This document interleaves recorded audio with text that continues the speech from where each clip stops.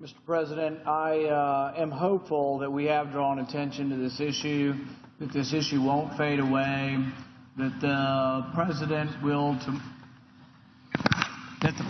will tomorrow come up with a response. I would like nothing more than to facilitate the voting and the continuation of the debate tomorrow.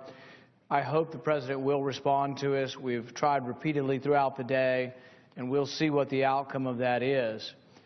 I would like to thank my staff for being here for a long day, for their help. I'd like to thank the fellow senators for being supportive of this cause.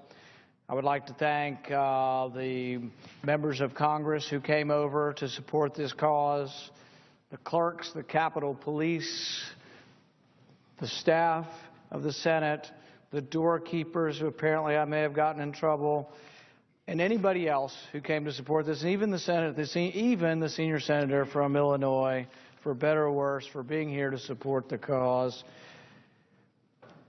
The cause here is one that I think is important enough to have gone through this procedure. I sit at Henry Clay's desk, and they call Henry Clay the great compromiser. When I came to Washington, one of my fellow senators said to me, he said, "Oh, I guess you'll be the great compromiser." And I kind of smiled at him and laughed, and I learned a little bit about Henry Clay and his career. And, you know, people think that some of us won't compromise. There are many compromises. There are many things I'm willing to split the difference on. If the Democrats will ever come to us and say we will save Social Security, what the age we change it to, how fast we do, there are a lot of things we can split the difference on. But the issue we've had today, I think, is one that we don't split the difference on.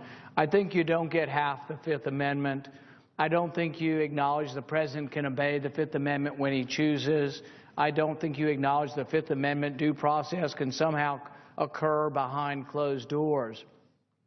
So while I'm a fan of Henry Clay, I've often said that I'm a fan of Cassius Clay. Cassius Clay's weapons of choice were said to be his pen and his Bowie knife. He was said to be so good with the first that he often had recourse to the latter. He was a fierce abolitionist. He didn't suffer fools, and he didn't compromise often. But what I would say is, it is worth fighting for what you believe in. I think the American people can tolerate a debate and a discussion. There's been nothing mean-spirited about this debate for 12 hours. I think, in fact, more of it would be even better. I wish we had more open and enjoined debate. The senior senator from Illinois has brought up good points, and I think that there is much discussion. I just hope that this won't be swept under the rug, and that this isn't the end of this, but that this is the beginning of this. And I would go for another 12 hours to try to break Strom Thurmond's record, but I've discovered that there are some limits to filibustering, and I'm going to have to go take care of one of those in a few minutes here. But I do appreciate the Senate's forbearance in this, and I hope that if there are some on the other side of the aisle who have been listening and feel that they may agree on some of these issues, that if they will use their ability to impact the President's decision, and one will say that the Senate should be trying to restrain the executive branch, Republican or Democrat, and two, will use your influence to try to tell the President to do what I think really is in his heart, and that is to say, absolutely, we're not going to be killing Americans not in a combat situation, that we will obey the Constitution, that the Fifth Amendment does apply to all Americans, and there aren't exceptions. But I thank you very much for the forbearance, and I yield the floor. Mr. President. Senator from Illinois. There will be order.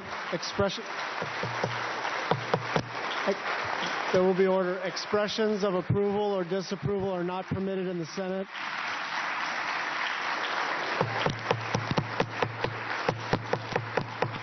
Senator from Illinois. Mr. President, let me first say, on a personal note, I want to thank the senator from Kentucky. He and I have agreed on many things and worked together on many things, and there's much common agreement on what we hope to achieve with this issue, as important as it is. And I thank him for his spirited defense of his position today, and 12 hours, and I want to excuse him from the floor whenever he wishes. I move to proceed to the consideration of calendar number 43.